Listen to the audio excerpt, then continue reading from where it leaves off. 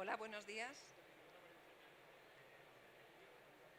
Realmente estaba probando el sonido a ver cómo sois capaces de oírnos con este festival que tenemos aquí fuera. Buenos días, mi nombre es Isabel Fernández. Soy la responsable del equipo de Applied Intelligence de Accenture y muchas gracias a todos por encontrar un hueco en vuestra agenda para escuchar, espero, principalmente a nuestros panelistas, a nuestros ponentes. Veréis, la razón, creo que el título de la sesión lo explica perfectamente. No voy a repetir las cifras que todos conocéis sobre la abundancia de datos que estáis viviendo en las compañías que prácticamente nos están ahogando, de ahí la analogía con el Data Ocean, pero la reflexión que queremos abrir aquí con vosotros es la siguiente. La mayoría en vuestras compañías ya habéis empezado el camino para ser una Data Driven Company. Además de datos, hace falta estrategia, hace falta responder a ciertas preguntas que son las que vamos a compartir aquí en las distintas ponencias que vamos a tener, para las cuales ya os adelanto que no pretendemos dar respuestas a todos. Lo que sí sabemos es lo siguiente. Para reconstruir este camino, que es bastante complejo, las soluciones totalmente a medidas no sirven. Las soluciones verticales totalmente paquetizadas no sirven. Nos tenemos que nutrir de piezas tremendamente complejas que forman un Lego y vais a necesitar especialistas en cada una de esas piezas, como vais a ver ahora en las ponencias que vamos a tener. En Accenture hemos pensado que eso nos exige primero a nosotros cambiar la forma en la que nos relacionamos con vosotros, con nuestros clientes. Tenemos que habilitar espacios específicos donde se produzca esa discusión, donde no sea una presentación unidireccional típica, donde vamos los consultores y os contamos todo lo que sabemos o todo lo que hemos aprendido, sino al contrario. Escuchamos con atención y juntos diseñamos ese camino con las piezas, insisto, de Lego complejas que os van a llevar a ese momento que queréis. Por cierto, muchas de esas piezas ya nos están exigiendo aplicar tecnologías y metodologías de inteligencia artificial, como veréis ahora. Así que esta sesión es un poco distinta, insisto. Va a tener 3 partes. Os voy a pedir que guardéis los móviles, porque seguro que queréis escuchar con atención lo que va a pasar aquí, pero luego os voy a pedir que lo saquéis. Veréis, va a haber 3 ponencias muy cortitas a las que voy a ir dando paso, cortitas de 15 minutos, a mis compañeros, donde van a explicarnos o a levantarnos preguntas sobre cómo el dato y la aplicación de la inteligencia artificial puede generaros nuevas líneas de ingresos, generaros eficiencias y podéis hacer más con menos o con lo mismo, cambiar la experiencia que tienen vuestros clientes con la marca. Son esas 3 sesiones que vais a tener, que las presentará, ahora les voy a ir dando paso.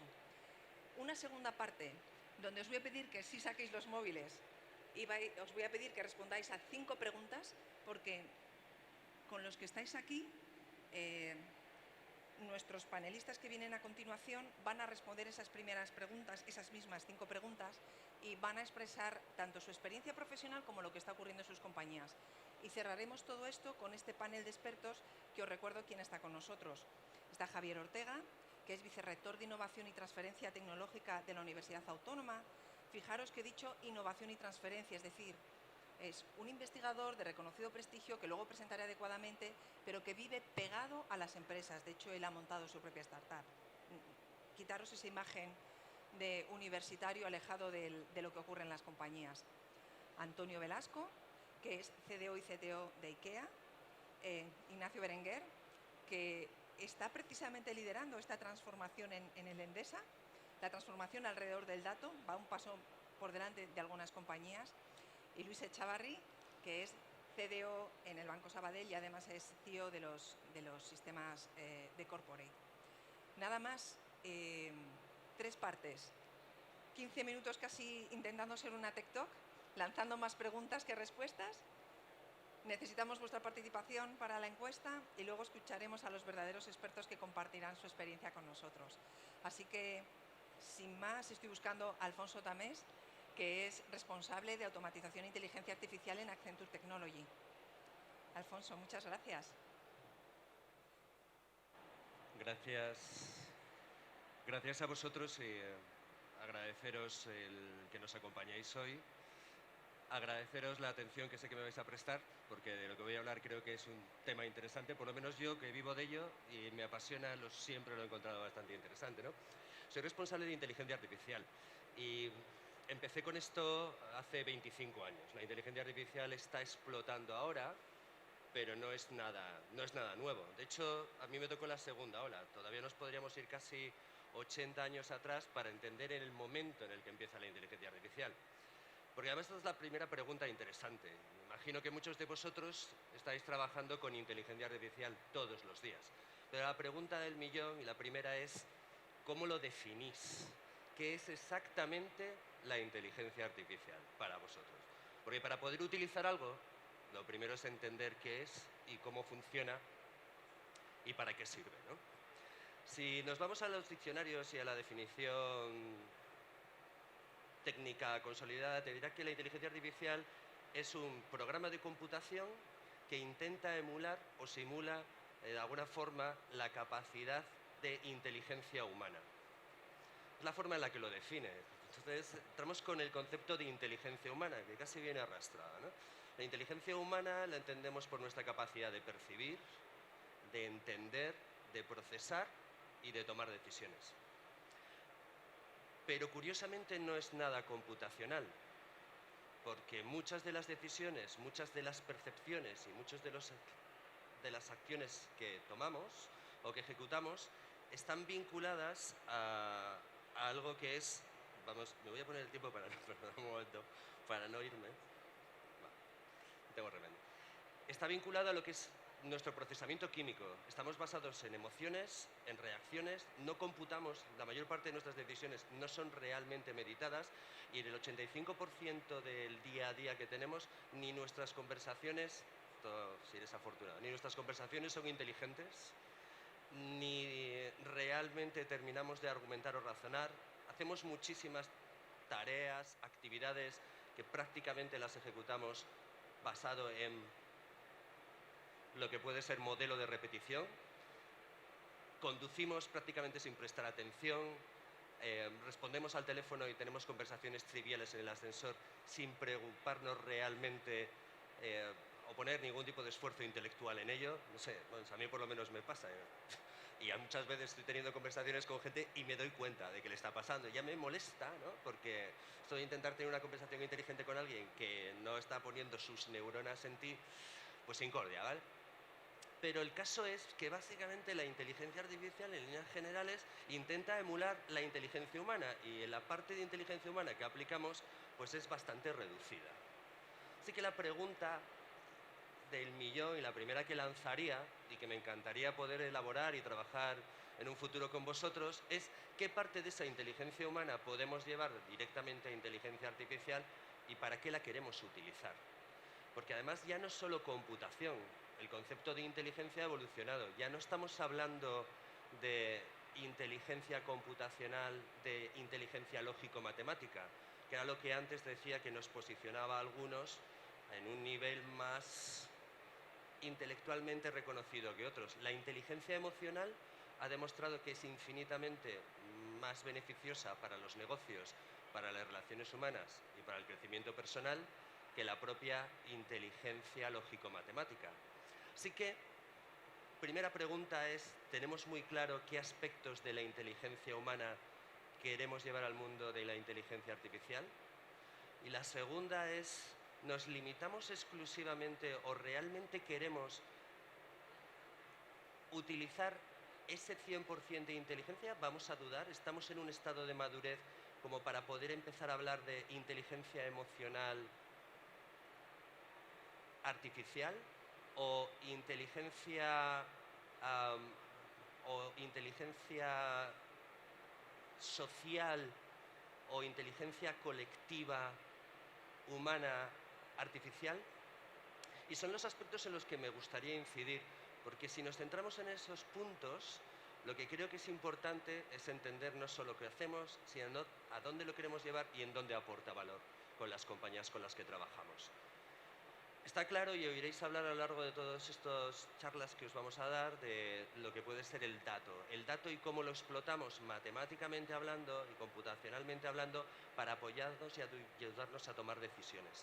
Bueno, pero es que ese mismo dato y ese mismo tipo de información también lo podemos utilizar para mejorar la experiencia que tenemos con nuestros clientes, para aproximar nuestro comportamiento y nuestra forma de hablar con ellos a nuestra información o a la información que tenemos sobre cuáles son sus intereses, cuál es su comportamiento, qué lenguaje le gusta tener. ¿Quiero que me trates de usted o me siento más confortable si me tratas de tú y mantenemos un nivel de conversación más informal? ¿Estamos utilizando esa información precisamente para mejorar ese canal de comunicación? ¿Estamos utilizando esa información para llegar de una forma más consistente a cada uno de nuestros clientes, alineado con su forma de percibir la realidad? O sea, cuando te estoy vendiendo un coche, te estoy vendiendo un coche, pero no debería de... Me tengo que asegurar que vendo el mismo coche, pero lo vendo de distintas formas, pero siempre tiene que ser el mismo coche. La inteligencia artificial, al centrarlo sobre determinados asistentes, elementos computacionales y programas que hoy por hoy todavía funcionan determinísticamente hablando, te asegura que va a conseguir completar una determinada intención, va a vender exactamente el producto que tú quieres. Estudiaremos cómo manejar los distintos modelos de conversación para que al final estemos seguros de que ese mensaje llega claro, pero por lo menos lo podremos consolidar.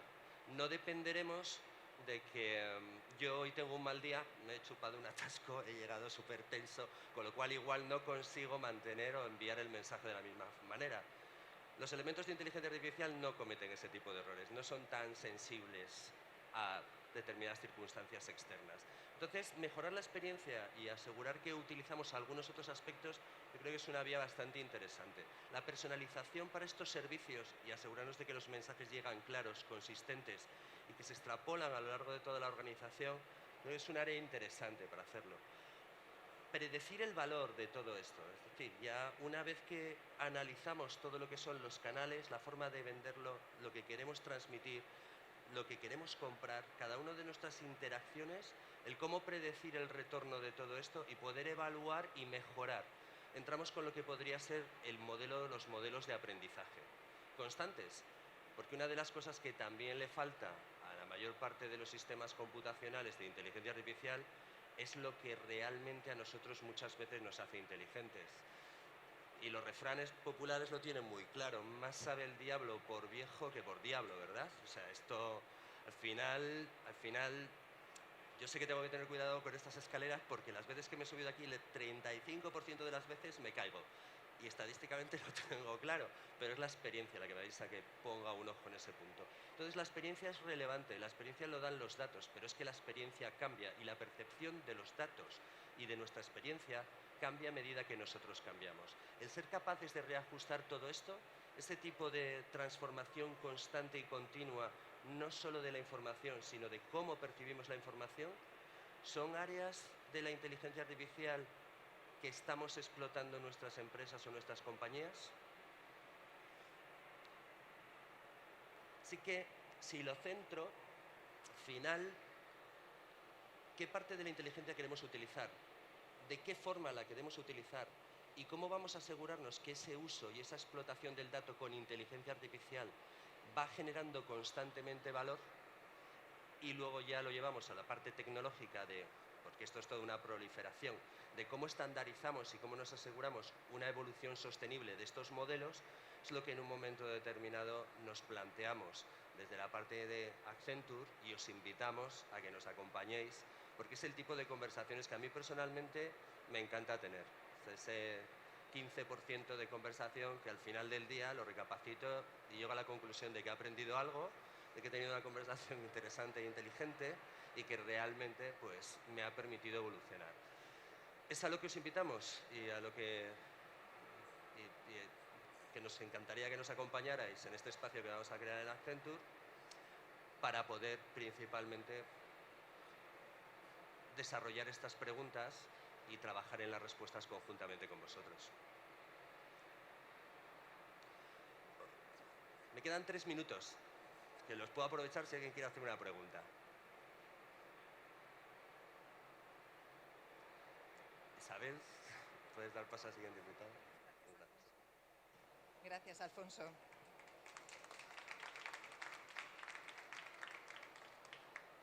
Pedro, si nos acompañas, Pedro Pérez es el responsable de nuevas arquitecturas del dato dentro del área de Applied Intelligence en Accenture. Para que parte de lo que Alfonso nos ha contado que ocurra, Creo que hay que hacer las cosas de una forma distinta, ¿verdad? Esto es para avanzar, ¿no? Para tu presentación. Vamos a probar.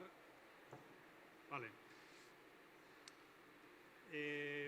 Os voy a torturar 10 minutos hablando de tecnología, seguramente, y al plantearos algunas cuestiones que creo que son realmente interesantes.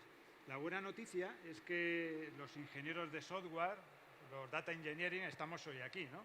Hace cierto tiempo eran lo que llamaban muchos el missing middle, ¿no? Tíos ocultos, extraños, ¿no? Nos trataban prácticamente a patadas y de repente en casi todas las compañías resulta que ahora tenemos cierto glamour, ¿no? Yo hablo que es cierto porque estoy seguro que vamos a tener más, ¿no? Estamos en el centro, ¿no?, de la revolución de todo, ¿no? Yo tenía un abuelo, bueno, realmente tenía dos, y creo que como casi todos hijos de vecinos, ¿no? Y es curioso, ¿no? Porque recuerdo esas frases lapidarias que solían tener los abuelos y que las recuperé con el tiempo, ¿no? Una decía algo así como, hijo, mira, la obra va pidiendo el material, ¿no? Esa es una de las frases. Y la otra me decía, hijo, pues oye, a cada tiempo, su tiempo, ¿no? Y es curioso, ¿no? Porque uno de los retos que tenemos, y he estado trabajando con alguno de vosotros, es cómo carajos acompañamos el bazooka que tenemos hoy en día de tecnología entre las manos, ¿de acuerdo?, con ir liberando cosas que realmente tengan valor para el negocio. Dicho así parece muy sencillo, tremendamente complicado, ¿no? Si yo ahora mismo os pusiera frases de estas, dice, oye, a ver, Pedro, ¿me vas a hablar de estos rollos? Y con estos rollos llevamos no sé cuánto tiempo. O sea, suena seguramente a muchos de vosotros como a viejuno, ¿no? Sin embargo, fijaros, tenemos ahora mismo una cantidad de conceptos que aplicar a nuestras organizaciones, en nuestros sistemas de información, en los que creo que, para mí, planteo la primera pregunta, hay cierto nivel de frustración en haber aprovechado la tecnología de Big Data, creando sistemas de lagos de datos, sensaciones un poco de que de gobernanza, al final de la tecnología, no somos capaces de productividad, sandboxes, dar datos, información o desplegar las soluciones en los tiempos que el negocio nos pide. O sea, hay como cierto nivel de frustración, ¿no? Los niveles de securización de los datos, la legislación, los reguladores, las tecnologías de Big Data que hace X años eran de experimentación y que hoy en día nos permiten hacer cosas absolutamente maravillosas. Cloud, hace 4 días estábamos hablando de cloud y recuerdo que Ignacio estaba recordando hace un ratito, en Endesa teníamos un poco esta conversación de cómo llevar a Amazon al final todos los sistemas de data o de data driven de company, y resulta que eran prácticamente eso hace 5, 6 o 7 años prácticamente imposible, y sin embargo ahora mismo los dragones de Internet, Amazon, Google, Microsoft, están dictando el nuevo norte, cuando esto era prácticamente la comunidad open source quien lo estaba haciendo. Tenemos una capacidad sin igual de computación distribuida ahora mismo que no tiene parangón en la historia, ¿no? O sea, tenemos capacidad de hacer prácticamente lo que queramos, capacidad de almacenamiento infinita, computación infinita, ¿no? ¿Cómo aprovechamos todo eso? O sea, ¿somos capaces realmente de esto aplicarlo con el talento suficiente como para crear soluciones de negocio? Tenemos la capacidad de crear microservicios, sistemas multicloud, es decir, una bomba, ¿no? El planteamiento que hago yo un poco después para la mesa de debate es eso, entendido, porque estamos todos muy leídos hoy en día sobre estas cosas, somos capaces de ponerlo en el tiempo adecuado, ¿no? Como decía un poco mi abuelo en este caso, metodologías ágiles, ¿no? La obra va pidiendo el material. ¿Somos capaces de fallar, de crear una solución, de volver a cuarteles y volver a desplegarla, o somos incapaces de desplegar esas metodologías en nuestra casa? El segundo punto es un mito que también os lo planteo un poco como reto, un poco intelectual, ¿no? Qué fácil es hablar de Data Driven Company y Data Centric, ¿no? Nuestro cerebro fantasea un poco con todo eso y se imagina una bola aquí en medio llena de Data Centric, ¿no? O sea, pues lo ponemos en el centro, ¿no? Hay todos los datos. Hombre, yo creo que a nadie se le escapa que eso es un mito, ¿no? No se trata de coger los datos, desacoplarlos y llevar a un sitio, sino que al final estás intentando operativizar todo eso para tu compañía. Es decir, que todos tus sistemas transaccionales, los que venden, los que compran, los que son capaces de tener una camiseta reservada en el Black Friday, o sea, perdón, en el día de las rebajas o en julio, o el día de las rebajas de Navidad, o para comprar una televisión en el Black Friday, o para dar respuesta a Alibaba en el Día del Soltero en China, ¿no? Que vende 14.000 millones de dólares en el mundo y está uno dispuesto a hacer un clic en ese momento, ¿de acuerdo?, para hacerse con la camiseta, con el televisor o con el dispositivo X. Es decir, y eso es información a una escala que nunca habíamos visto, viniendo de los sistemas transaccionales, alimentando todo este sistema central, ¿de acuerdo? Al final, el mundo hiperconectado en el que nos enfrentamos. Si estábamos pensando que ya recibíamos eventos, señales, ¿no?, de cómo nuestros clientes interactuaban con nuestras web, con nuestros dispositivos móviles, etcétera, etcétera, mirad lo que se nos viene encima. Os lo comentaba Payete esta mañana también con el 5G. O sea, tenemos una capacidad ahora mismo, o debemos estar preparados para el edge computing a escalas que no sabíamos que existían hasta ahora. Más información alimentando la bola central. Esa información tiene que estar dispuesta y disponible para la inteligencia de negocio, para que seamos capaces, de alguna manera, de controlar o medir si lo que estamos haciendo está bien. Entonces, fijaros o tratar de imaginar esas tuberías que circularían a través de esa esfera, ¿de acuerdo?, triangulando y alimentando los datos yendo de un sitio para otro, de forma segura, dejándolos para los científicos de datos, automatizando muchos procesos con inteligencia artificial. El reto es cómo hacer posible, ¿de acuerdo?, que todo esto fluctúe y funcione de una forma elegante. El siguiente punto es el coste del error. No lo he puesto por azar, a mí me ha gustado y me sigue gustando mucho escalar. Y una de las cosas de hacer muchas veces boulder, o sobre todo entrenar un poco en rocódromo, ¿no?, es que es muy sencillo, es además divertidísimo, ¿no? Si alguno lo hacéis, me vais a entender enseguida, ¿no? Cuando estás practicando en una vía, eres capaz, cuando vas un poco a vista, ¿no?, de coger, rectificar, ¿de acuerdo?, y hacer otro movimiento un poco con cierta técnica, ¿no? Y yo encuentro muchas similitudes en esto. Es decir, ahora mismo tenemos que huir, o hemos huido, ¿no?, de los proyectos antiguos, ¿no?, en los cuales se encargaba, ¿no?, por negocio, ¿de acuerdo? Eso pasaba a IT, los sistemas de inteligencia, ¿no?, tardaban en fabricarse 3, 4, 5, 6, 7 meses, 2 años. ¿Por qué? Pues se traducían en esas aproximaciones, ¿no?, que había de cuadros de mando, de todas las preguntas tienen que estar respondidas, que nuestro modelo de datos tenían que estar todos relacionados. Fijaros, es decir, cómo gestionamos ahora mismo la flexibilidad, la agilidad que nos están pidiendo a la hora de obtener una información, un dato, desplegarlo, etcétera, etcétera. Es decir, el tipo de proyectos es absolutamente distinto. Tenemos que minimizar ese coste del error, aproximarlo, acorralarlo, ¿de acuerdo?, iterar sucesivamente de tal manera que nuestra ambición o nuestras expectativas que tenemos a la hora de conseguir información, ¿no?, de un elemento X de la empresa, disculpad que tampoco iré a poner algunos ejemplos, pero sois muchos sectores aquí representados. De alguna manera que esos errores no estén mal vistos en nuestra organización, ¿de acuerdo?, y tengamos ciclos iterativos a la hora de conseguir lo que estamos buscando.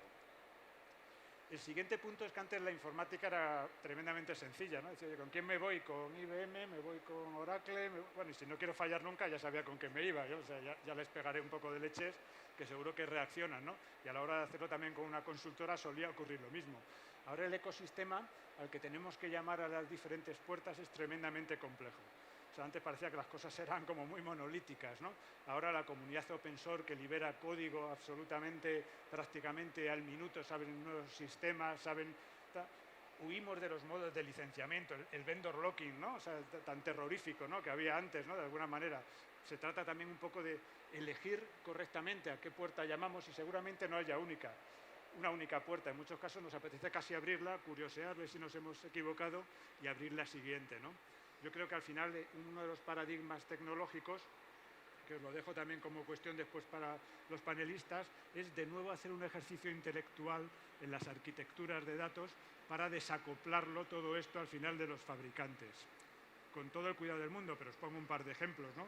Antes os he comentado que la nueva tecnología que hay alrededor de las arquitecturas de datos va a trabajar en multiclouds, en servicios, etcétera, etcétera. Es decir, tenemos que seguir intentando desacoplar todos los desarrollos que hagamos en las nuevas aplicaciones de datos, ¿de acuerdo?, de aquello que nos bloquea, ¿de acuerdo?, que no nos permite el error, ¿no?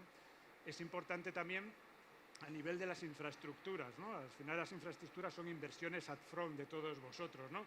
Me tengo que ir con la millonada, ¿no?, con el fajo de billetes ahí a ponerlo encima de la mesa y después ver si es suficiente, si no es suficiente. Yo creo que los entornos al final de servicios serverless nos permiten también, y lo dejo como introducción, meter inteligencia artificial a la hora de que los propios sistemas sean autointeligentes y se autogestionen. Es decir, si necesito capacidad para procesar X, ¿no? Los entornos se levantarán, se apagarán automáticamente y estarán a disposición nuestro cuando queramos. No se trata de hacer inversiones upfront en tecnología, en sistemas, en memoria, en discos, en ese tipo de cosas.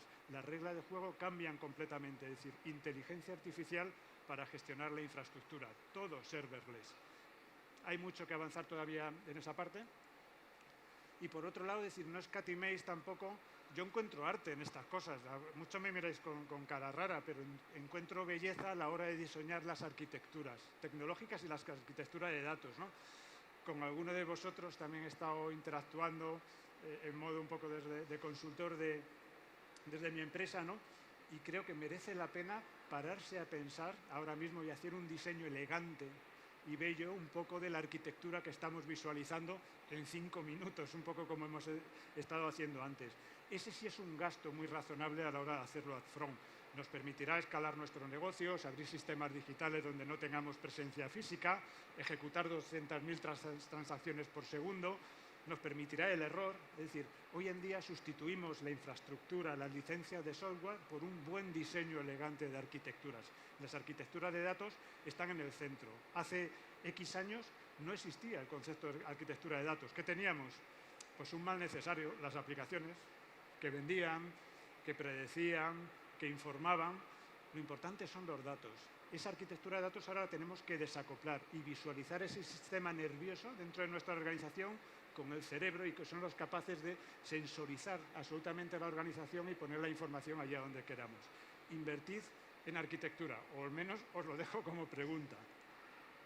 Y por último, parece que estamos en ese momento, ¿no?, en el cual, hombre, ya me han pasado unos años, he asimilado, tengo el talento en mi organización, lo tengo a mi alrededor, ¿no?, para utilizar toda la tecnología, digamos, de data computing, etcétera, etcétera, y resulta que no le he sacado valor, o sí, os lo dejo para el panel, es decir, realmente hemos medido lo que he podido rentabilizar en inversión en piscinas de datos, en ecosistemas de Big Data, en inteligencia artificial, lo tengo medido, ¿qué he conseguido? Noto, vamos, si quiero ser un poco provocador, cierta frustración en muchos de vosotros, es decir, llevo invirtiendo X años en tecnología de este tipo y no tengo muy claro lo que he logrado. Oye, por supuesto, soy proseguro y soy capaz de visualizar o hacer análisis de vídeo en streaming de lo que está sucediendo en una manifestación y enviar una señal a mis agentes de seguridad para que bloqueen determinadas salidas. Vale, es fácil, o sea, pero ¿cómo le ponemos el valor a eso? Y resulta que tenemos que estar preparados de nuevo, es decir, ahora yo es un poco lo que llamo el dark power, ¿no?, de todo esto. Cuando nos hemos familiarizado con toda esta tecnología, estamos enfrente de otra oleada nueva, no nos da tiempo ni de digerirlo. ¿Cómo gestionamos esto? Es decir, estamos hablando de edge computing, de tal manera que meteremos inteligencia en prácticamente cada sensor, cada elemento físico que va a estar en nuestras casas, en nuestros coches, en las infraestructuras conectadas, en nuestros móviles, en nuestros wearables. ¿Cómo vamos a gestionar ese nivel de información que hay? ¿Cómo se construyen las aplicaciones en las arquitecturas de datos? Inteligencia artificial, no invierto ni un solo segundo. Realidad aumentada, que nos va a permitir una nueva manera de relacionarnos con el entorno físico y virtual y que va a sacar, y esa va a ser una generación de información nueva, ¿de acuerdo?, que nos va a hacer estar interactuando 24 horas al día. Y no desestiméis la computación cuántica. En todo esto parece que nos suena, es divertido, los físicos teóricos al final pues ya tienen empleo, ¿no? O sea, durante mucho tiempo se han dedicado prácticamente a desarrollar programas o a trabajar con todos mis respetos, en cualquier superficie comercial. Los físicos teóricos, los que yo tengo por lo menos en mi equipo de Quantum, están entusiasmados, están dando saltos con las orejas. Es decir, tenemos una tecnología que podéis y debéis empezar a probar, me da igual si es en el sector financiero, en el cálculo del scoring de riesgos, en las inversiones en los mercados de capitales. El quantum computing es absolutamente imparable. Prácticamente cada fabricante está sacando su versión, hay entorno de desarrollo. Os animamos también un poco en nuestro Data Ocean un poco a tocar lo que nosotros hemos experimentado con computación cuántica, que va a sustituir en gran medida, de acuerdo a lo que hemos conocido hasta ahora. Así que, bueno, pues ahí os lo dejo un poco. Mi parte ha sido fácil porque casi os dejo la solución. Gracias a todos.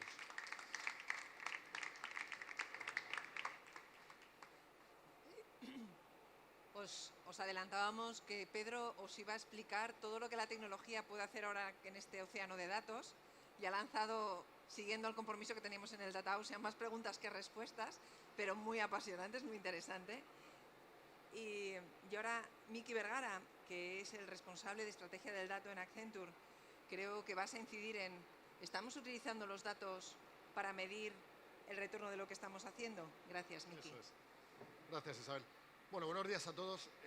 Como os comentaba Isabel un poco al principio, en esas piezas del puzzle o del Lego que en Accenture estamos construyendo para de verdad ayudar a nuestros clientes a transformarnos en compañías orientadas a los datos, mi función dentro del grupo es ser capaz de meter el discurso de valor. Y valor entendido, desde nuestro punto de vista, de tres grandes conceptos. Desde el punto de vista de la experiencia que trasladamos a nuestros clientes, cuántas veces pedimos muchos datos, pero realmente nuestro cliente final, qué es lo que valora, ve y obtiene de las inversiones que nosotros realizamos. Eficiencias que metemos en nuestra organización. Y en tercer lugar, qué mayores ingresos somos capaces de ocurrir. A este concepto le llamamos el Datify en Data, que básicamente es cómo somos capaces de descomponer todas esas inversiones, todas esas capacidades que vamos creando, de realmente qué datos, qué métricas traen para nuestro negocio. Os voy a descomponer un poquito más cada uno de los conceptos que os he ido anticipando. En primer lugar, yo creo que a nadie se nos escapa, y yo creo que ese es un punto ya muy utilizado por muchos, que vivimos en la época en la que más datos se han creado. Ya sabes que según distintos estudios, el 90% de los datos que manejamos en la actualidad se han creado, se han obtenido en los últimos 2 años, ¿no? Y solamente fijaros lo que consume, lo que genera Estados Unidos en el uso de Internet en cada minuto de uso de Internet en Estados Unidos. O sea, la cantidad de información es absolutamente ingente.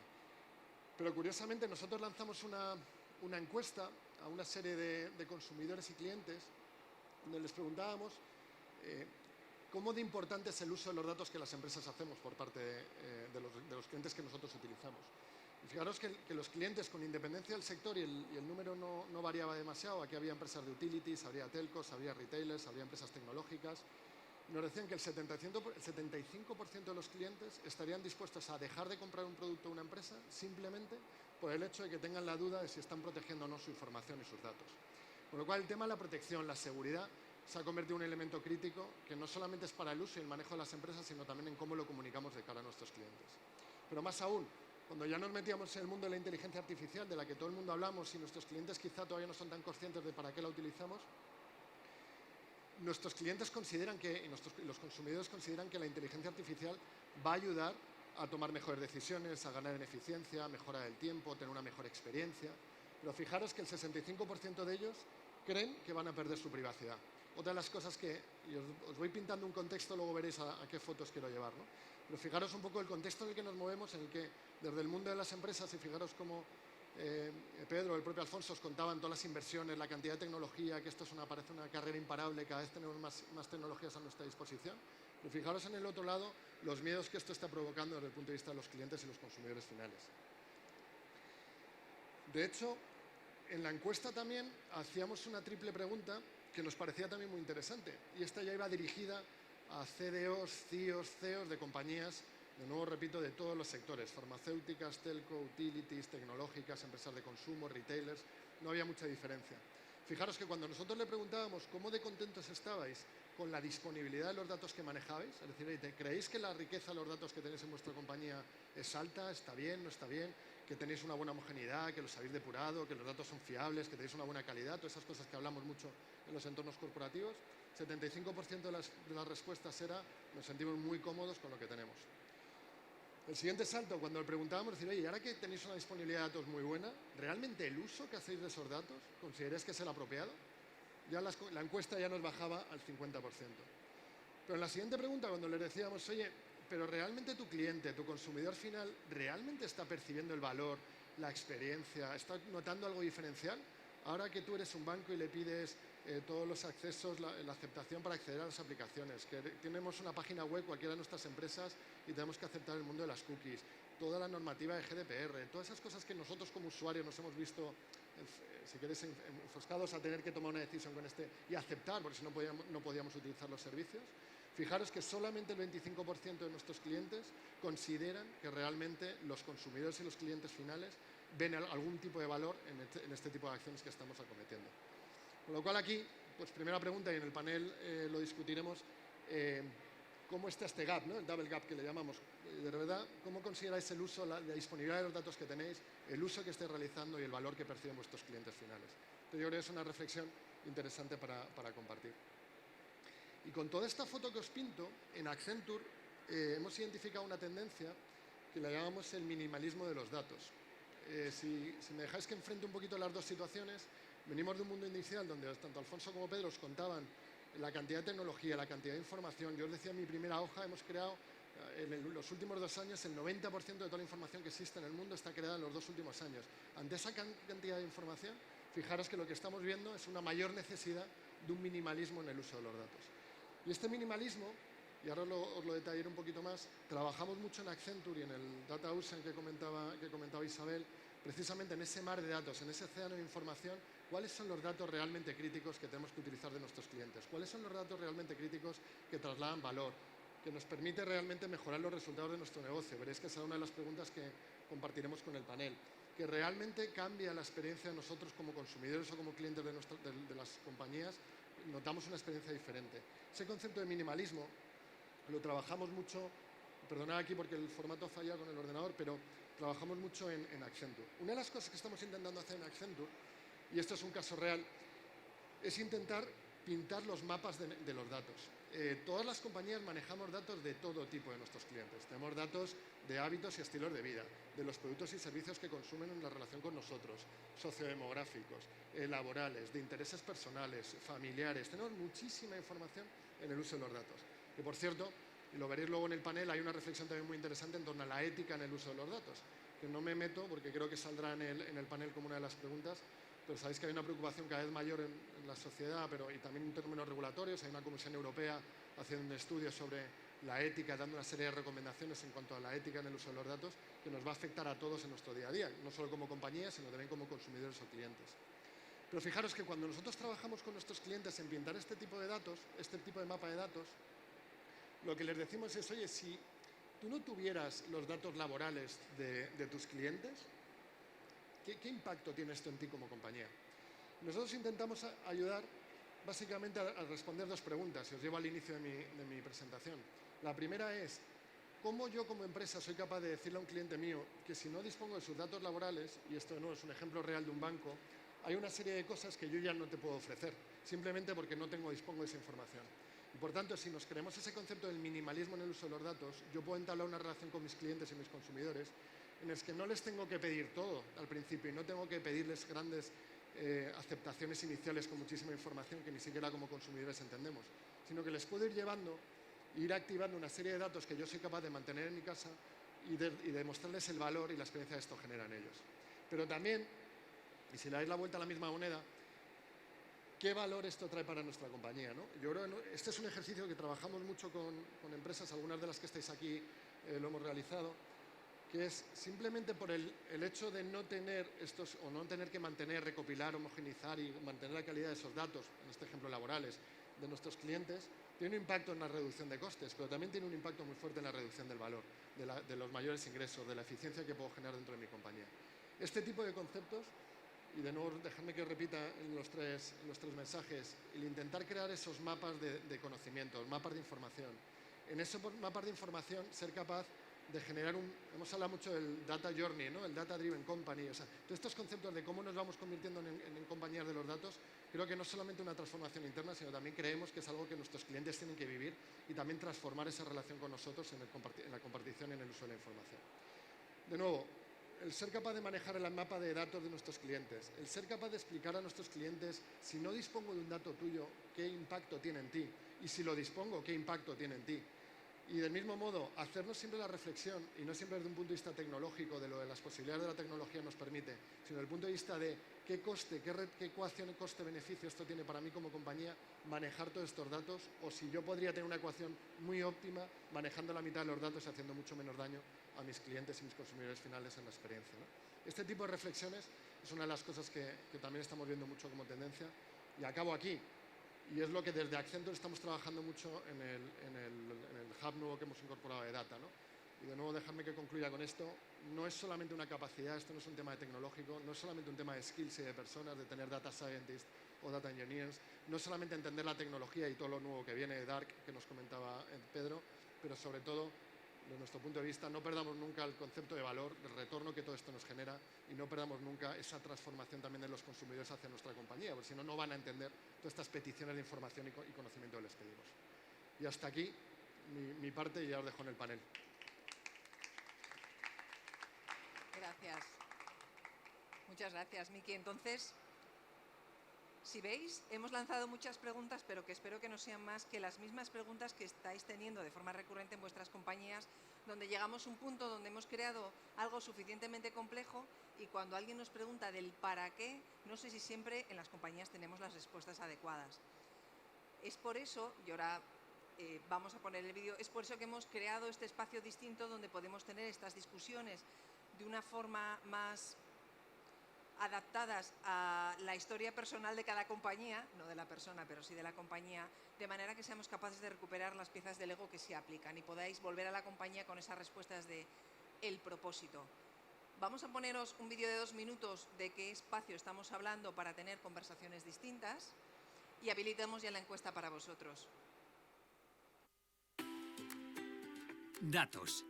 Hoy en día todo lo medimos con datos. Generamos datos en un volumen y a una velocidad desorbitados. Tanto es así que el 90% de los datos existentes desde el principio de la historia de la humanidad se han generado tan solo en los 2 últimos años.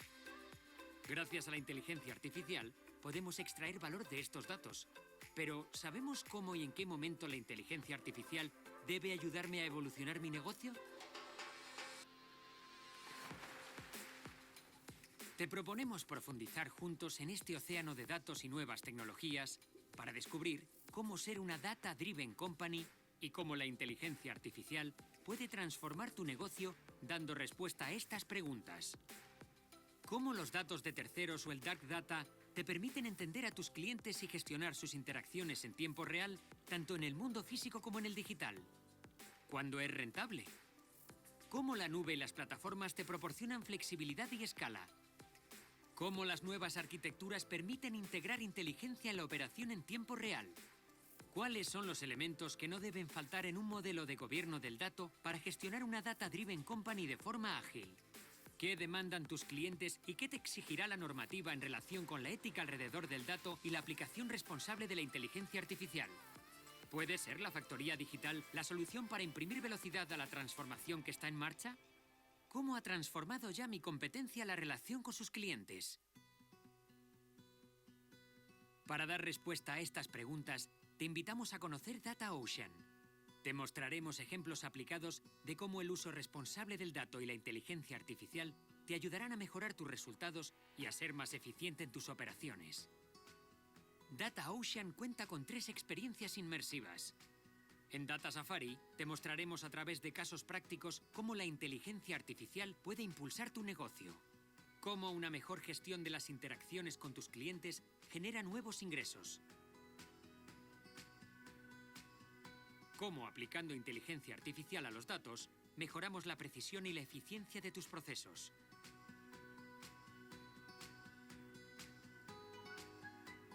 Cómo las plataformas y los ecosistemas aceleran la evolución para convertirte en una data-driven company.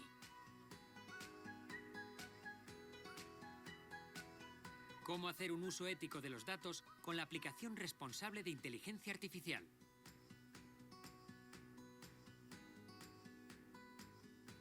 En Data iLab buscaremos soluciones adaptadas a tus necesidades y te entregaremos un roadmap para hacerla realidad.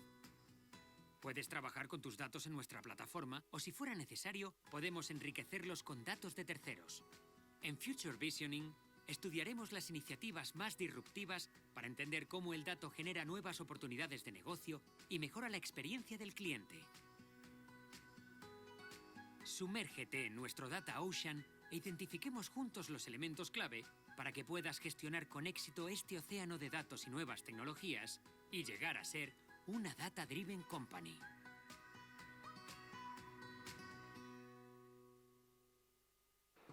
Y ahora pasamos a la parte interactiva. Ahora ya sí podéis volver a sacar los móviles, porque os vamos a pedir, si sois tan amables, que de forma activa participéis con vuestra experiencia respondiendo a esta encuesta. Gracias. Los que desde su sitio funcione el código QR por distancia, voy a ver si funciona.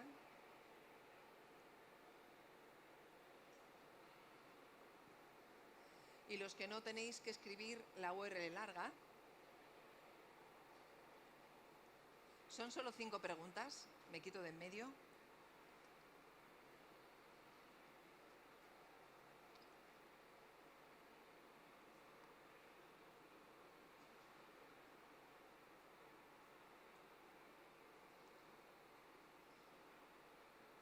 Veo que ya se ha lanzado la encuesta en algunos casos, otros estáis peleándonos con la cámara, ¿verdad?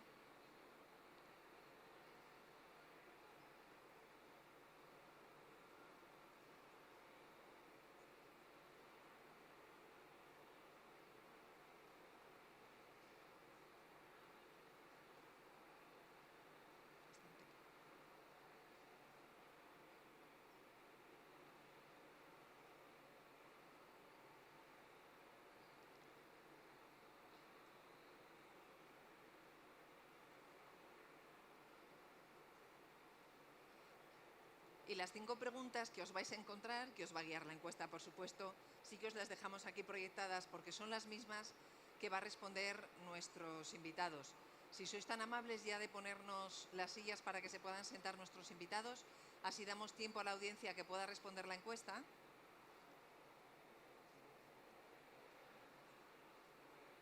Y vais a ver que las preguntas son exactamente las que os hemos ido proponiendo. Oye, estás dedicando mucho tiempo los últimos 3 años, hace 2 intensivamente con la GDPR, pero a todo lo que tiene que ver con el dato, ¿le saques o no le saques valor? ¿Te quita el sueño? ¿Cuánto te están utilizando los datos a crear nuevas líneas de ingresos? ¿Te están ayudando o no? Y la automatización, con o sin inteligencia artificial, pero toda la automatización de procesos, ¿os está llevando a hacer más con los mismos recursos?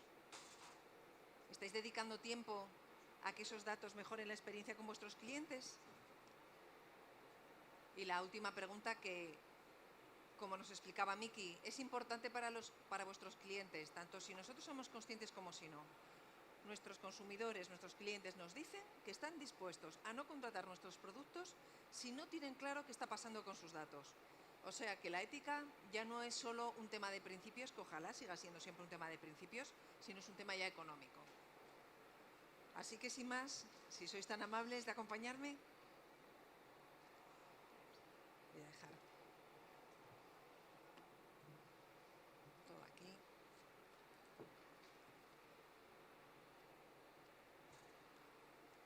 Buenos días, gracias por acompañarnos, lo primero.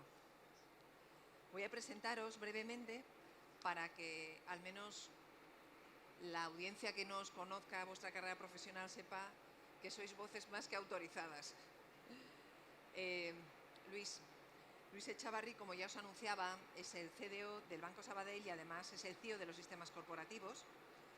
Lleva 20 años en banca, su última etapa en el Banco Sabadell, como os decía, pero también ha estado trabajando como consultor, respondiendo las mismas preguntas que nos lanzaba Pedro. Es ingeniero informático por la Universidad de Deusto y es máster en Administración de Empresas por el Instituto de Empresa. En el caso de Javier, como os anunciaba antes, es el vicerrector de Innovación y Transferencia de la Universidad Autónoma, catedrático desde el 2008 y su principal área de investigación es el reconocimiento de patrones, que es una de las piezas angulares de la inteligencia artificial. Su equipo de investigación está muy especializado en todo el reconocimiento de patrones para la aplicación a identificación biométrica. Además de compatibilizar la gestión dentro de la universidad, es un investigador de reconocido prestigio. Todos los que estéis familiarizados con el mundo universitario tiene un altísimo índice Hirst y es uno de los poquísimos españoles que ha sido reconocido como Fellow por la publicación La IE Cubo. Felicitaciones, porque eso ha sido muy recientemente. Trabaja muy de la mano con muchos de vosotros y también con Accenture, muy pegado a la empresa. Por cierto, y como anécdota, hace unos cuantos años también montó su propia startup, o sea que no se me ocurre un perfil más completo. Gracias por acompañarnos, Javier. Por seguir por orden, Ignacio Berenguer, que acaba de volver a España, tiene un título que espero que a partir de ahora empecemos a encontrar y a reconocer más en las empresas. Es el responsable del Data Driven Path en Enel Endesa, desde España. Es ingeniero industrial por el ICAI, MBA por la Universidad de Barcelona. Ha tenido distintas responsabilidades dentro de los ámbitos del sistema de información y ahora tiene un gran reto por delante. Seguro que aprovechas en la respuesta a tus preguntas para explicarnos un poco más lo que estás haciendo. Y por último, a mi derecha, Antonio Velasco, gracias. Antonio Velasco es ingeniero de telecomunicaciones por la Universidad de Navarra y tiene varios posgrados en ESADE, IE, Stanford. Tiene una larguísima trayectoria en el sector de las telecomunicaciones, en Orange y Telefónica. De hecho, se ha encontrado aquí con antiguos compañeros, ¿verdad? Y en esta última etapa está ayudando a recorrer todo este camino de la Data Driven Company a IKEA. Pero bueno, mejor también de esa parte nos lo contará ahora Antonio a través de las preguntas. Así que, sin que os condicionen las respuestas que van a tener nuestra audiencia, y es por eso que no las vamos a enseñar hasta el final, sí que quería empezar porque vosotros, que ya lleváis un largo recorrido, distintas compañías, distintos sectores, que podáis dar respuesta a las preguntas que os lanzaron Pedro, Miki, Alfonso. Así que, Luis, desde el Banco Sabadell o la empresa que tú quieras elegir, ¿cuánto esfuerzo, he dicho esfuerzo, ya no hablo del dinero, cuánto esfuerzo habéis dedicado a lo que es, me voy a dedicar al dato, me da igual a la trazabilidad, a la ingesta, al almacenamiento, a definir preciosas arquitecturas, a los modelos de gobierno del dato? Yo diría que mucho, pero todavía no suficiente, ¿vale? O sea, yo creo que yo cuando vengo a este tipo de foros siempre me sorprende un poco la realidad yo de la que vivo con la que a veces se presenta por parte de las empresas, ¿no? Parece que todos somos Google, todos somos Amazon, todos tenemos ya proyectos de inteligencia artificial o unas arquitecturas terribles. Joder, yo la experiencia conocida en banca, no solamente en Sabadell, sino en otras entidades, es que al final somos una empresa con historia, una empresa que tiene las deudas tecnológicas que tiene, unas empresas que tienen unos presupuestos, unos recursos, problemas. Yo creo que un tema, por ejemplo, que a mí me parece muy importante es el tema de calidad, ¿no? Yo me apellido Chavarri y os puedo garantizar que en ningún hotel, en ningún sitio me escriben bien el nombre, ¿no? Pues yo creo que eso pasa, digamos, cuando alguien mete un dato en la oficina, cuando hay gente que de alguna manera interactúa con tus datos, pues se producen cantidad de errores, ¿no? Entonces, hay que seguir invirtiendo. O sea, nosotros hemos invertido mucho. Además, nosotros como banco estamos muy condicionados por un proyecto que fue el RDA, que empezó a sentar ahí una serie de, digamos, en la banca, pues el establecer, digamos, cómo debían funcionar en el tema de datos. Fue una ayuda porque al final el que el regulador te imponga algo ayuda a que las cosas se aborden. También tiene sus deficiencias, ¿no? Que al final también te exige y tienes que hacer más cosas de las que a lo mejor te gustarían. Pero bueno, yo lo que creo es que tenemos mucho recorrido, que vamos a tener que seguir invirtiendo mucho. Y nosotros, de hecho, estamos haciendo un proyecto muy relevante que se llama Data One, que lo que trata de alguna manera es dar el salto tecnológico en todo lo que es infraestructura informacional, el capacitar a nuestros recursos y a nuestras áreas. Y luego un tema que yo creo que veremos luego, que es el tema de la eficiencia, ¿no? Pero es un tema que luego comentamos. Gracias. Y desde la atalaya privilegiada que os da la universidad, desde el área de la transferencia, donde estáis intentando acompañar y cubrir esa parte de la innovación en el última milla, que a lo mejor las empresas no abordamos, Javier, si te preguntara, ¿notas diferencias sensibles en cuanto a la inversión y el esfuerzo en dato en función de las distintas industrias con las que interaccionáis? Bueno, buenos días a todos. Yo quería hablar desde dos perspectivas, la perspectiva institucional como vicerrector y también mi experiencia como director de un laboratorio de reconocimiento de patrones biométricos. Como vicerrector, ¿qué te puedo decir? Una universidad pública, por tanto, institución pública, particularmente escrupulosa en el uso, en el cumplimiento de la normativa, la legalidad en relación con los datos fundamentalmente de nuestros estudiantes. Datos que por otro lado nosotros tampoco queremos ser exhaustivos, no tenemos una actividad comercial sino de educación superior y por tanto no solo la legislación sino nuestra propia ética lo que nos hace es solicitar aquellos datos que son estrictamente esenciales para el desarrollo del proceso educativo. Quizás si alguien solicita una beca pues tienes que entrar en algún dato más de carácter personal o familiar, pero en ese sentido. Pero fijaros, quiero dar un salto más. Nosotros somos una universidad fuertemente científica y tecnológica. La Universidad Autónoma es una de las grandes universidades científicas de este país. Bueno, fijaros cuando entramos en el mundo de la biomedicina, de la bioquímica, de todo el mundo bio, las ciencias de la vida, las nanociencias, etc. Entramos en un mundo de datos de una naturaleza absolutamente sensible, absolutamente donde la ética además no es tan fácil, digamos, jerarquizarla. ¿Por qué? Porque están los grupos de investigación, están los investigadores y tú tienes que transmitirles a ellos esa responsabilidad y esa ética. No es solo que el rector toma decisiones o los vicerrectores toman todas decisiones. En ese sentido, particularmente complejo, lógicamente tenemos comités de ética y de bioética muy potentes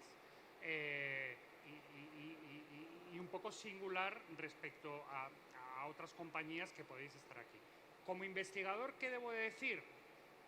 Como investigador del ámbito de la autenticación biométrica, trabajando fuertemente con Accenture, algunas de las cosas que salían en el vídeo en reconocimiento facial las hemos hecho en colaboración.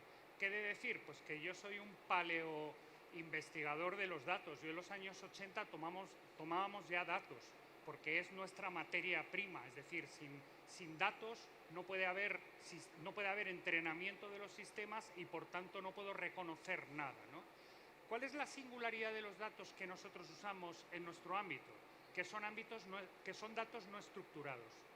Son datos, de hecho, en muchas evaluaciones científicas y tecnológicas se llaman datos, ya no en crudo, datos salvajes, in the wild, ¿no? Es decir, tú vas al mundo de los textos en las redes, de los vídeos que circulan, de las imágenes y demás, y a partir de ahí tienes que extraer conocimiento muy sensible, intereses, emociones, comportamiento, y esa es un poco nuestra función, un poquito distinta a lo que supone trabajar con bases de datos estructuradas, pero en todo caso emocionante y muy singular e interesante, ¿no?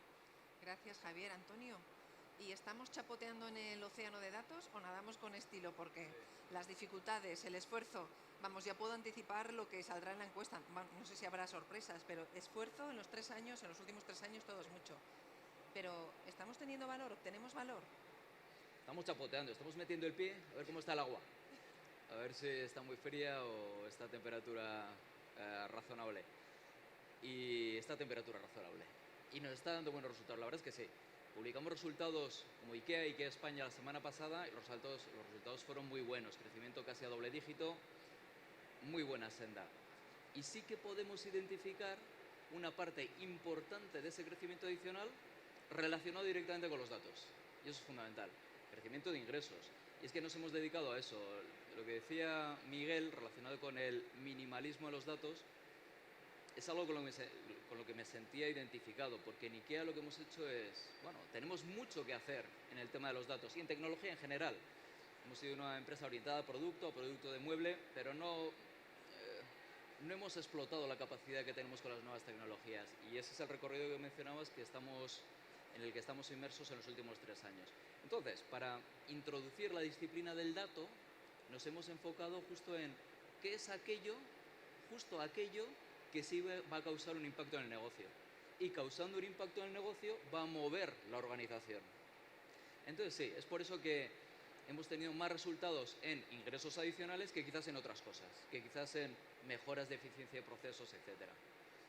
También estamos tratando de sentar las bases a la vez, quizás con menos prioridad, pero hemos visto casos que eran sangrantes, hemos visto cómo se nos escapaba el valor entre los dedos, hemos visto cómo había sistemas relacionados con, por ejemplo, con fulfillment, donde generando terabytes de datos diarios los estábamos tirando.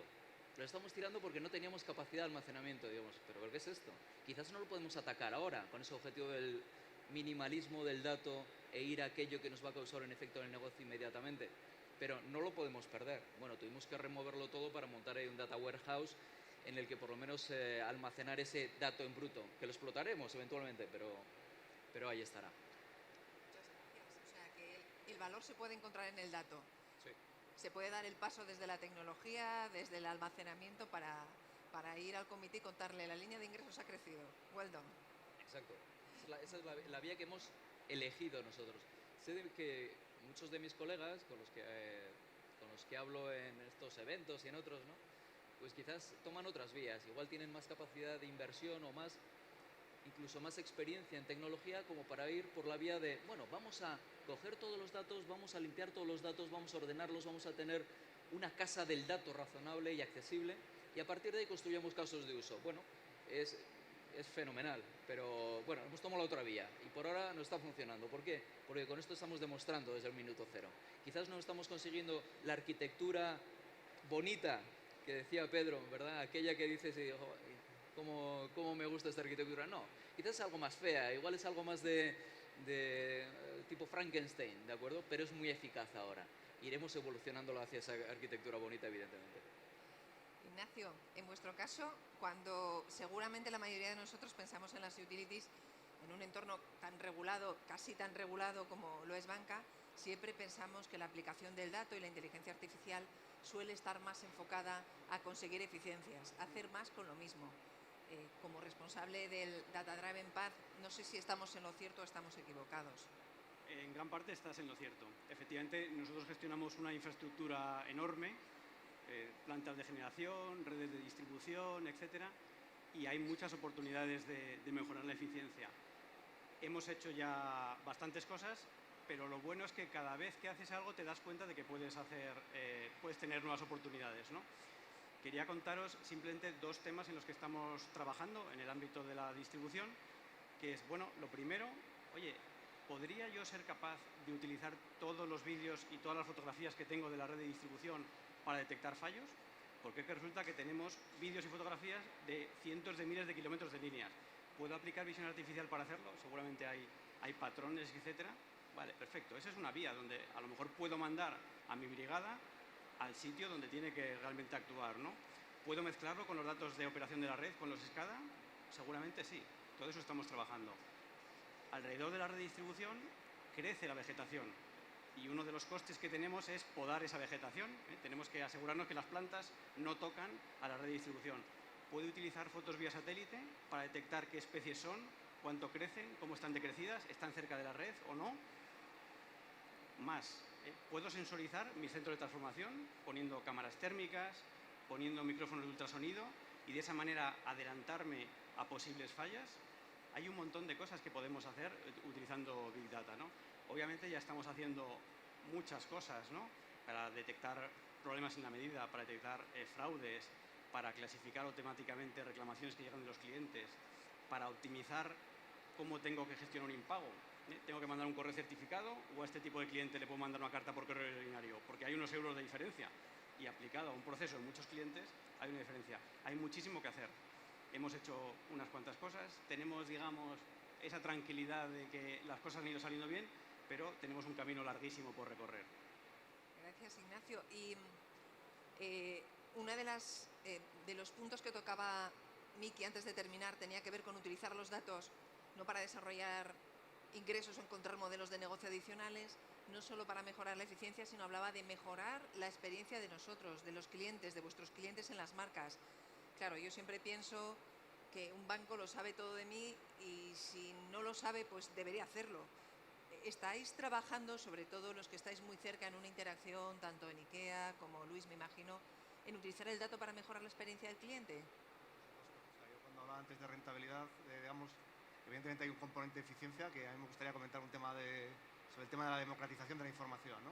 Pero desde luego, desde el punto de vista de rentabilidad, conocemos muchísimo del cliente, evidentemente siempre tratamos de hacer un uso ético de la información y siempre tratamos de ese uso del dato, más allá de los consentimientos que tiene, que le trate de aportar un valor añadido al cliente. Es decir, no usamos sus datos para beneficiarnos solamente nosotros, sino la mayor parte de lo que tiene que ver con experiencia de cliente es tratar de que él vea que, pues bueno, que le damos un servicio, le damos una agregación de información, que le podemos proponer, digamos, situaciones en las que él puede de alguna manera financiarse o ayudarse, digamos, en la información de la banca, ¿no? O sea, yo creo que ahí estamos en línea, yo creo, de tratar de aportar, o sea, no solo aprovecharnos de los datos que tenemos, sino tratar de aportar, digamos, los datos y siempre desde tratando de tener el uso más ético de la información. O sea, entendemos que nuestros clientes es una colaboración a larguísimo plazo, gente con la que queremos estar y además nuestro gran valor como banca, con toda la historia que está viendo de toda la desintermediación con el tema de PSD2, yo creo que el valor está en garantizar que somos una referencia a alguien que de alguna manera cuida sus datos, ¿no?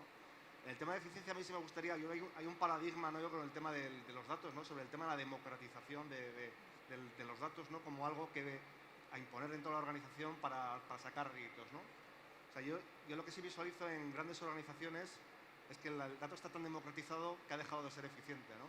Y nos encontramos a mucha gente tocando mucho dato transformando dato y estableciendo criterio de dato, ¿no?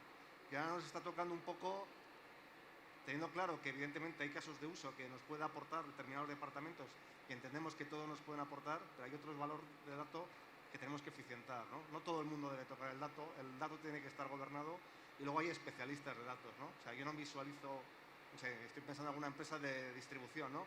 Los repartidores haciéndose sus cuadros de mando o haciendo, digamos, análisis, ¿no? A lo mejor se puede hacer alguna iniciativa con ellos para ver cómo mejorar la información, pero no les veo haciendo cuadros de mando todo el rato, ¿no? Y parece ahora que con esa moda de que tenemos que democratizar el dato, pues lo tenemos que distribuir a todo el mundo, ¿no? Los datos, ¿no? O sea, nosotros hablamos ahí de una democratización gobernada, ¿no? De intentar que la gente tenga los datos, pero que tenga que tener los datos que tiene que tener, ¿no?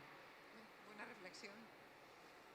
No sé si te animas a Me añadir. parece muy interesante el tema de la democratización del dato. Sí, es una discusión pendiente. Por supuesto que queremos democratizar, pero ¿qué significa democratizar, verdad? Bueno, me centro en la pregunta, perdón. Es vuestro espacio. Hablaba de, Sí, os experiencia. recordaba la experiencia como una parte del trabajo del uso del dato podría o debería estar dedicada, especialmente en aquellas empresas donde la interacción es muy frecuente con vuestros clientes, a mejorar la experiencia. Y en esa Sí. línea que estáis ya, bueno, cogiendo mucha velocidad, ¿qué estáis haciendo, Antonio? Estamos haciendo cosas interesantes y habitualmente está ligado el ingreso adicional, esa eficacia, desde el punto de vista de los números, de lo que estamos haciendo con la experiencia del cliente, sobre todo cuando nos enfocamos en la primera línea de la cuenta de resultados y no en las de más abajo de eficiencias, en las que ya no meteremos. Estamos haciendo cosas interesantes, pero es más difícil de medir directamente. Oye, podemos estar subiendo el NPS, pero ¿cómo sabes que esas décimas que has subido de NPS están relacionadas con lo que has hecho de tratamiento de datos? ¿De que estás conociendo mejor a tu cliente o es porque estás tratándoles mejor en tienda o porque has renovado una tienda o abierto una en el centro de las ciudades? Es complicado. Pero sí que estamos haciendo cosas y estamos haciendo cosas que, aunque sea indirectamente, vemos que tiene resultado. Conociendo mejor a nuestros clientes y conociendo, por ejemplo, cómo están diseñando su nuevo salón, podemos saber o somos capaces de ver cuál es la propensión de ese cliente a comprar un salón con nosotros. Y con esa información y sabiendo el punto de la decisión en el que está el cliente, cuándo se ha acercado a nosotros, cuándo ha mirado nuestro catálogo en la página web, cuándo se ha acercado a una tienda, ha estado con un diseñador nuestro diseñándolo, cuándo ha estado haciendo una planificación en su propio PC, podemos ver cuál es el punto adecuado para contactar con el cliente, ya sea con una llamada desde un diseñador de nuestro equipo o ya sea un correo electrónico, y ayudarle en ese momento, en el momento en el que el cliente lo necesita, a tomar la decisión. Y eso lo estamos viendo y eso está teniendo muy buenos resultados. Entonces, básicamente lo que estamos haciendo relacionado con la experiencia del cliente es tratar de comunicarnos con él, tratar de optimizar los puntos de contacto con él según lo que estamos aprendiendo de los datos. Ejemplo de libro, ¿verdad? Pero llevado a la realidad. Pero es una realidad. Siguiendo con los ejemplos de libro, cuando pensamos en las utilities en el Endesa, solo pensamos en el negocio de llego a mi casa, doy el interruptor, la luz aparece y ese es el negocio. Por lo tanto, seguro que casi nadie te está preguntando cómo utilizáis los datos para mejorar la experiencia de los clientes. Sin embargo, lo estáis haciendo. Sí. Pues mira, por ejemplo, estamos utilizando imágenes de satélite para diseñar la mejor oferta fotovoltaica a un cliente, tratando de entender dónde vive, cómo es la orientación de su casa, cómo es la configuración del tejado. Y a partir de ahí le decimos, pues mira, pues tenías que colocar estos paneles de este tipo.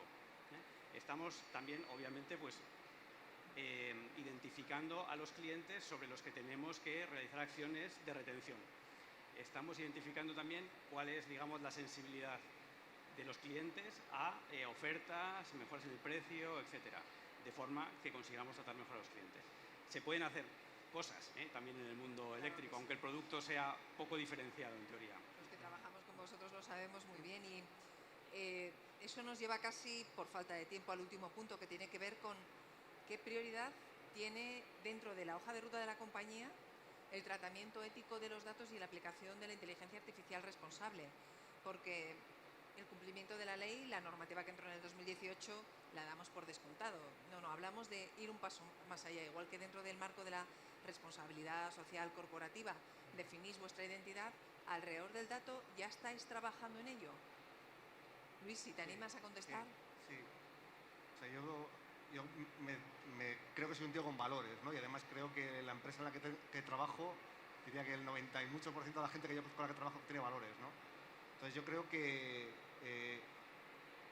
nos asusta y estamos viendo lo que viene, puede ser tan peligroso que yo creo que la gente nos estamos empezando a preocupar, ¿vale? Yo creo que es un tema, y hay una inquietud generalizada en la mayor parte de los sectores y en la parte de los reguladores, ¿no? Evidentemente esto también tiene un punto de marketing, ¿no? Si yo demuestro hacia afuera que soy ético, pues quedo súper bien, ¿no? Pero yo creo que sí que hay digamos, una especie de querer hacer algo que por el bien de nosotros y por el bien de todo lo que tenemos, ¿no? Nosotros concretamente estamos lanzando un proyecto interno de ética que va a montar un comité de ética, montar digamos, un poco lo que probablemente hablaremos con vosotros, porque yo creo que ahí tenemos una duda siempre si trabajar con consultores o trabajar con universidad o mezclar, porque yo creo que al final es un tema relevante. Entonces estamos en un piloto con la Comisión Europea, que habéis comentado, que lo que de alguna manera la Comisión Europea va a sacar probablemente el año que viene ya, en base un poco al resultado de este piloto, cómo deben hacerse una serie de pautas del tema de ética. Y yo lo que también estoy viendo es que estamos incorporando perfiles de gente joven, digamos, dentro de nuestra organización, que de alguna manera reclama más valores de este estilo. Parece una dices, ¿no? Hasta ahora no es que nosotros pensáramos solamente en la pasta, en las vacaciones, en la formación, pero la realidad es que la gente que viene ahora nos reclama más cosas, ¿no? Y nosotros sí que estamos empezando a hacer iniciativas con ese tipo de gente para de alguna manera tratar de demostrar también nuestra parte, digamos, más social, más ético, más responsable, ¿no? Yo creo que es una inquietud que sí que tenemos y que tratamos de plasmar. En mi experiencia trabajando con muchos de vosotros y también trabajando con muchas universidades, tengo que decir que la parte del cumplimiento de ética alrededor del dato y la aplicación responsable de inteligencia artificial ya está instrumentalizada y formalizada en los comités de ética, afortunadamente en las universidades. Javier, seguro que quieres compartir un poco más, porque Luis te lanzó directamente la pregunta a ti. Sí, lo que pasa es que lo quería compartir desde la segunda perspectiva de investigador, poniéndoos un ejemplo muy bonito que nos ha sucedido en los últimos 2 años. Nosotros, como os he dicho, aparte de hacer biometría del comportamiento y hacer cosas, digamos, que están menos productizadas hoy en día, trabajamos mucho en algunos aspectos del reconocimiento facial que están un poco en los límites del producto comercial. Y entonces, haciendo un día una evaluación sobre una base de datos masiva internacional, lo que vimos es, bueno, vamos a ver cómo se comportan los algoritmos cuando nos focalizamos en grupos étnicos, caucásicos, afroamericanos, asiáticos, y también en cuestiones de género, hombres, mujeres, porque normalmente o están etiquetados o ese tipo de información es fácil de etiquetar automáticamente. Y lo que descubrimos es que los resultados de los sistemas de reconocimiento facial no eran igualitarios en estos grupos. Entonces nos quedamos un poco sorprendidos, es decir, que los errores que se cometían, por ejemplo, eran mayores en el caso de los afroamericanos que de los caucásicos blancos. Esto es una cosa muy grave, fijaros la implicación de ética social, gubernamental que tiene. ¿Qué dijimos? Bueno, será, y eso lo dicen muchos, será que en el entrenamiento hemos introducido sesgos, es decir, si tienes menos datos de una población, pues tendencialmente la reconocerás peor que otra de la que tengas más datos. Lo que hicimos, lógicamente, fue igualar los datos de entrenamiento en esas poblaciones y en temas de género, y los resultados seguían estando sesgados. Es decir, el sesgo no era tanto en los datos, sino que era en los propios algoritmos. En la etapa de extracción paramétrica, tú siempre parametrizas la información que te viene de facial, extraes una información, y ahí nadie había puesto el ojo, había puesto la cuestión de, bueno, ¿y si los datos que extraigo producen un sesgo en el resultado algorítmico? ¿Qué producen?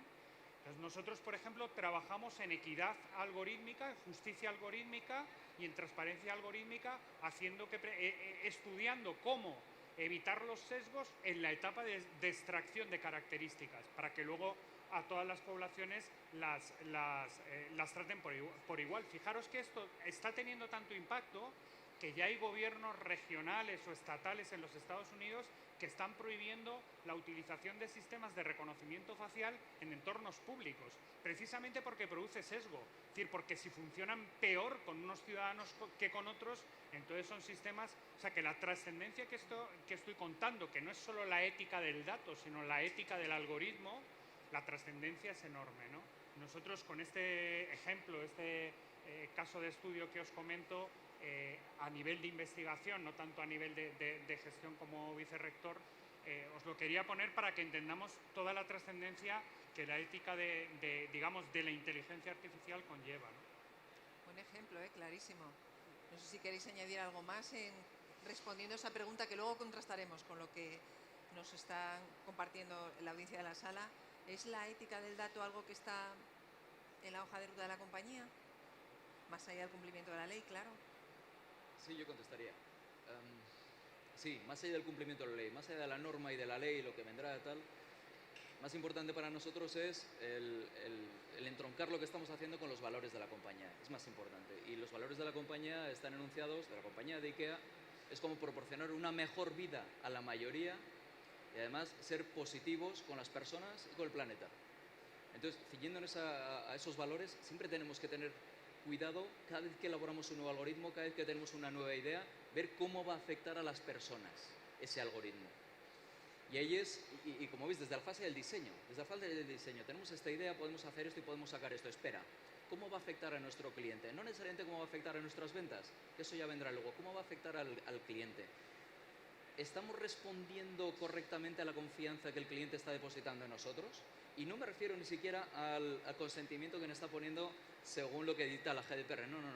Hay una confianza que el cliente deposita en nosotros y que está más encuadrado y alineado con los valores que nosotros presentamos y comunicamos. A eso es a lo que tenemos que responder. Entonces, ¿vemos nuevos algoritmos? Sí. ¿Cómo afecta a nuestro cliente?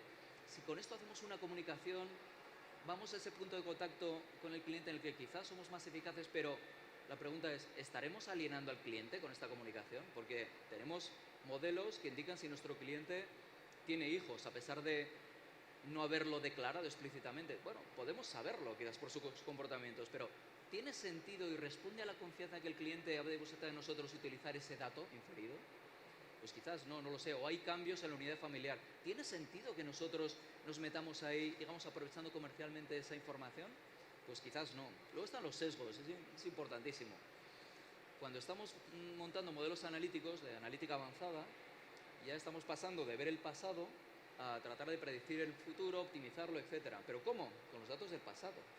Y en el pasado, pues bueno, pues como sociedad teníamos ciertas maneras de actuar que no son necesariamente las que funcionan en el presente, con lo cual tenemos que estar muy atentos a cómo entrenamos nuestros algoritmos.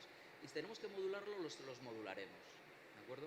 Entonces sí, en definitiva, importantísimo la ética, y más allá de lo que te dicte la norma y lo que te dicte la ley, la ética como valor asociado a la marca. Gracias, Antonio. Ignacio, antes mencionaba por encima, bueno, lo hablábamos antes de unirnos a nosotros, actualizó, si no recuerdo mal, en abril, la Comisión Europea los 7 requerimientos que tiene que cumplir la aplicación responsable de la inteligencia artificial, donde habla de lo que hemos hablado aquí, ¿no? De que vigilar y medir el sesgo, tanto en los datos como en los algoritmos. Es curioso, es la primera vez que la Comisión Europea lo diferencia. Habla de que debe existir un modelo de gobierno del dato, aunque por supuesto no dice cómo. Y Luis nos decía que, bueno, pues este piloto va a acabar ahora, va a acabar a principios del 2020, es decir, ya. Y parte de las conclusiones de ese piloto, que no sabemos cuáles serán, se va a transponer ya a normativa. ¿Estáis trabajando algo en esta línea en vuestra compañía? Otra vez, siendo regulados a banca y a vosotros os van a llegar los primeros. Sí, por supuesto. Por ejemplo, si hablamos del gobierno del dato, en julio el grupo Enel, Endesa es parte del grupo Enel, publicó una política corporativa de gobierno del dato, donde efectivamente pues, se regulan una serie de procesos, se identifican una serie de roles para asegurar pues, que gestionamos los datos de manera adecuada y de acuerdo con las mejores prácticas a nivel global. Por ejemplo, estamos hablando de cómo gestionamos nuestro catálogo de datos, de cómo gestionamos la calidad del dato y de cómo gestionamos el acceso a los datos, porque efectivamente cuando hablamos de democratización, que es una palabra que está muy en boca de todos, pues hay que hacerlo con una serie de salvaguardas y con una serie de precauciones. Y yo creo que estamos trabajando en esa línea. Obviamente esto es un camino que estamos descubriendo poco a poco. Pues muchas gracias. Si queréis, compartimos ya los resultados de la encuesta para que no os tengáis... Uy, perdón, Antonio, que no os tengáis que dar la vuelta. Vosotros los vais a ver aquí o ahí, donde prefiráis, pero ahí vais a tener que retorcer el cuello. ¿Los proyectáis o lo paso yo? Ah, es que los van a proyectar ahí para que se vean además los detalles de cuántos... Gracias, Miki. Habéis respondido en tiempo real. Ahí lo veis con cierta dificultad, así que yo me quito de en medio para que lo veáis vosotros, ¿vale? Vamos a la pregunta número 1, si sois tan amables, con el scroll de la pantalla. Ahí hablábamos simplemente del esfuerzo. Todavía no sé para qué, pero he trabajado alrededor del dato. En los últimos 3 años le he dedicado esfuerzo a democratizar el dato, aunque ahora me arrepienta de haberlo hecho. Lo digo con ironía. Pues fijaros, recordad que... Bueno, ahí veis las respuestas. Yo creo que como CDOs, donde a nosotros nos gustaría siempre estar es en la última respuesta en todas las preguntas, que sería que el 90% de las compañías estuvieran aquí, perdonadme, diciendo... He trabajado moderadamente porque estoy en estado maduro, pero como somos realistas, normalmente la que veis que vosotros nos estáis diciendo que pesa más es he estado trabajando como que no hubiera mañana porque todavía estoy empezando en todo lo que es el proceso de ser una Data Driven Company. Cuando vamos a la pregunta número 2, sí, trabajar sí, pero ¿esto para qué? La número 2, recordad que incidía en lo que nos decía Alfonso Tamés en su exposición. ¿Lo estoy utilizando para ganar eficiencias, para automatización de procesos? Pues desde luego la mayoría o estáis empezando la senda o ya lleváis, pero lleváis poco. Desde luego nadie aquí nos declaramos que estamos en un estado maduro, que nos queda todavía mucho por ganar utilizando el dato. La pregunta número 2 nos la hemos saltado, ¿verdad? Eso es, me la he saltado yo. ¿Estáis utilizando el dato, nos decís, para generar más línea de arriba, nuevos modelos de negocio, como por ejemplo nos comentaba Antonio, que nos describía con todo lujo de detalles lo que estaban haciendo en IKEA para poner a nuestra disposición los productos que queremos, incluso aunque no nos los tropecemos en el pasillo? Mirad, ahí parece que todavía vamos un poquito más retrasados que respecto a la automatización. Es decir, cuando habéis trabajado mucho en el dato, parece que todavía estamos empezando mucho más a generar líneas de arriba y hemos trabajado un poquito más en la parte de automatización. Vamos a la pregunta número 4. ¿Estáis utilizando los datos para mejorar la experiencia de los clientes? Moderado. Y más allá del cumplimiento de la normativa vigente, ¿la ética aparece al menos en vuestra hoja de ruta? ¿Está? Todavía no. Fijaros, menos de la mitad no aparece y estamos trabajando ya en su definición y despliegue. Esta a mí particularmente, me sorprende positivamente. Que ya estamos trabajando no solo en tenerla en la hoja de ruta, sino que ya estamos trabajando de manera activa para coger esos 7 requerimientos teóricos y ver qué implicaciones tiene en cómo le damos acceso a los datos, qué significa la industrialización en los procesos DevOps para controlar el entrenamiento de los modelos analíticos que traen inteligencia artificial para prescribir o para automatizar, cómo controlo la accuracy o la precisión del modelo para sacarlo de producción cuando los sesgos están siendo poco equitativos. Pues es una cifra muy alta, un 19%, enhorabuena. Espero que sea representativo de lo que está pasando en la industria española. No sé si queréis, con este dato, seguro que tenéis algo más que añadir por vuestra parte. Si queréis sentaros otra vez, podéis ver ahí, aunque sean pequeñitos. No sé si os ha sorprendido, a mí desde luego la última me ha sorprendido, positivamente, Muchos estamos teniendo en cuenta el tema de la ética. Sí, pero no solo tener en cuenta, sino estar trabajando en la implementación, es decir, estar ya trabajando en esos procesos que de manera más o menos automática van a controlar que los sesgos se eliminan o que al menos se identifican. No que esté en la hoja de ruta, eso lo daba por supuesto. Me refería también al resto de las preguntas, que parece que por la respuesta que nos ha dado la sala, cuando pensamos en cómo obtener valor del dato, según las respuestas que oímos, si pensamos en algo, lo primero es en aplicar a mejorar la eficiencia de los procesos por orden. Luego, además, la segunda, pero con menos prioridad, es a generar nuevos ingresos, a pensar cómo estirar el ingreso de nuestros clientes.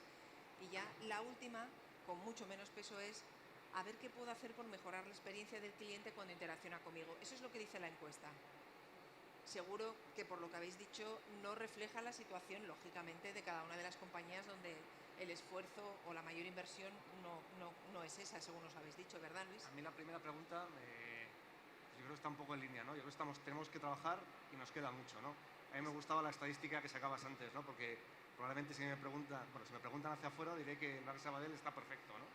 Entonces, cuando relleno ese tipo de encuestas, sé que tengo que poner a todo de 9 para arriba. Yo creo que es lo que hace la mayoría de la gente, con lo cual pierde cierta validez en muchos de estos estudios, ¿no?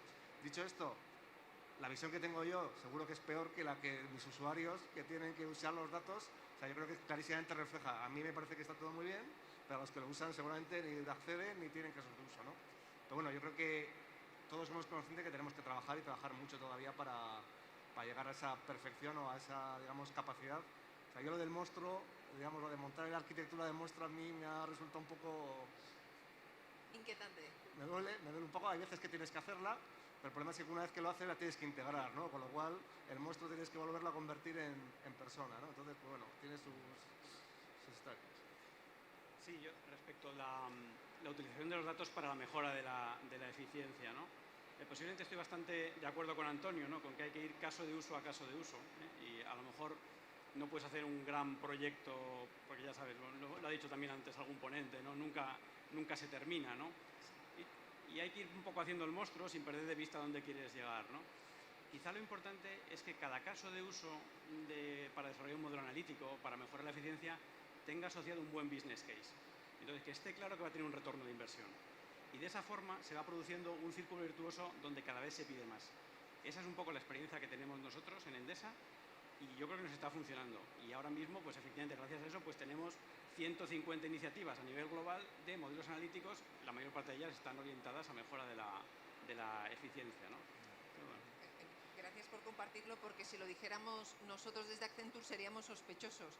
Se pueden hacer proyectos del dato con un business case y además utilizar el resultado para convencer a la compañía que este es el camino.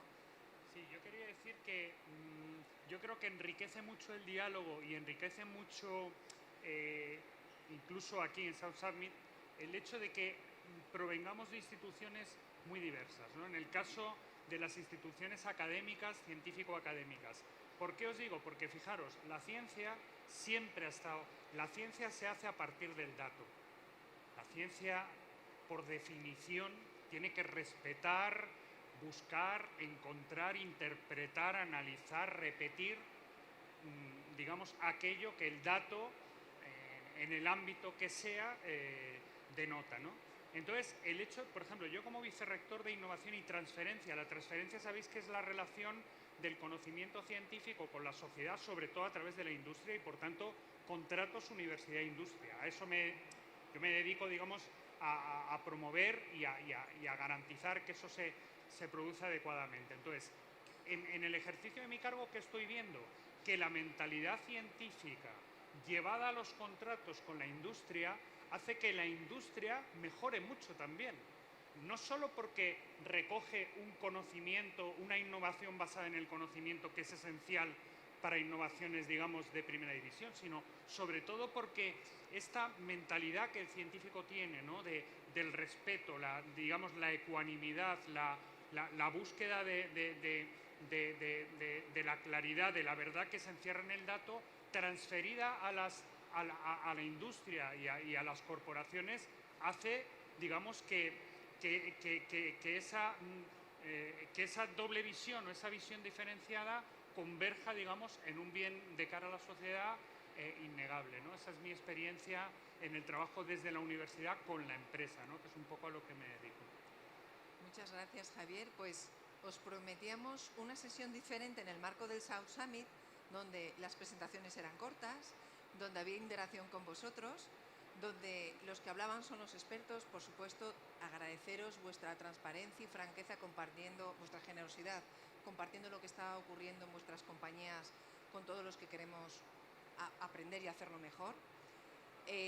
Como forma de daros como ejemplo lo que tiene que ocurrir en nuestro Data Ocean, una forma distinta de tener las conversaciones para identificar qué parte del ego es la que tiene que dar solución a los problemas.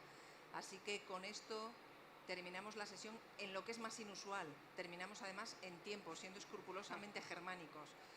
Os pediría un enorme aplauso para nuestro panel de expertos. Gracias.